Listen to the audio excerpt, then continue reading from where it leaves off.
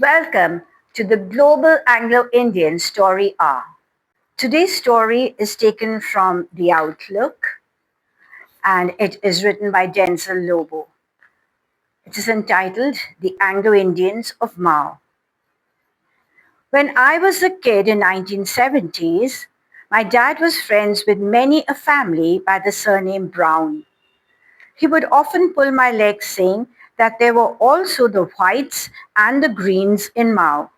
But I didn't believe him one bit. Dad was in the merchant navy and was very jovial.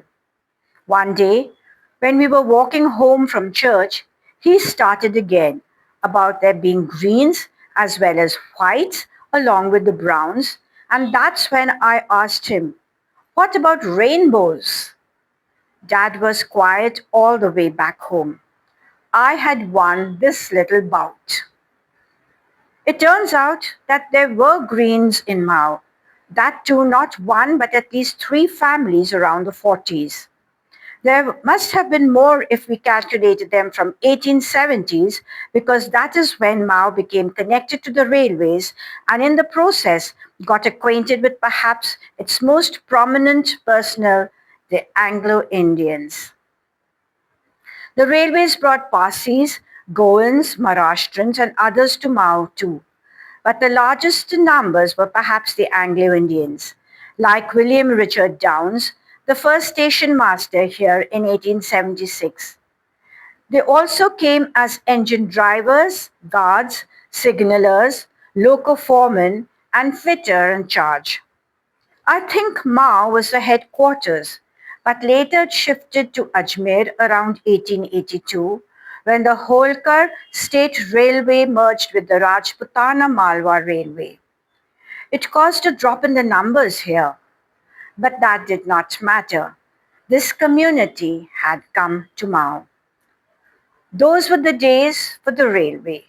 There was the steam engine, trains run on coal, black soot, and the hectic life of the engine drivers who had it in them to keep a train waiting for a much loved passenger to arrive. Anglo Indians were very affectionate people.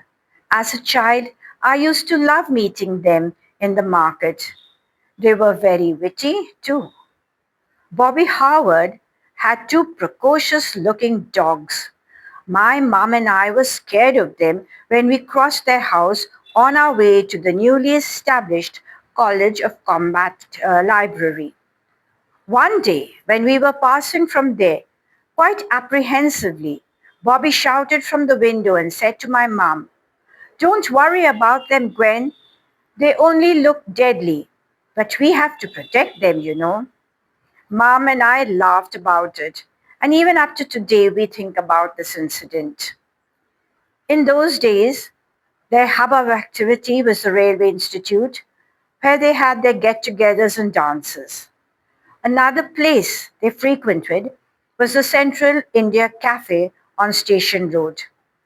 That is from where their era began, passing Balchand Koti, where some friends lived, the cemeteries, and the troop sidings, after which the railway colony began. It had ghost stories there too. In the first quarter lived a white family. Yes, there were whites, as I discovered many years later in my research. They were engine drivers. Bantu, Douglas White, was the most popular of them, a much loved person who even featured in the Hindi film Ganga Jamuna. He was shown driving a train when the film was shot at the Patal Pani Kalakund Ghat section near Mao. The family later migrated to England. In fact, after the exodus of the British began, many families migrated to England and Australia. Sometimes I think about my dad pulling my leg about the whites and the greens all those years ago.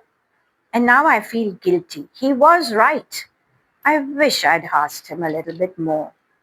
Because by the time I grew up in the 70s, most of them had left this place and had moved to England and Australia, where their families are now.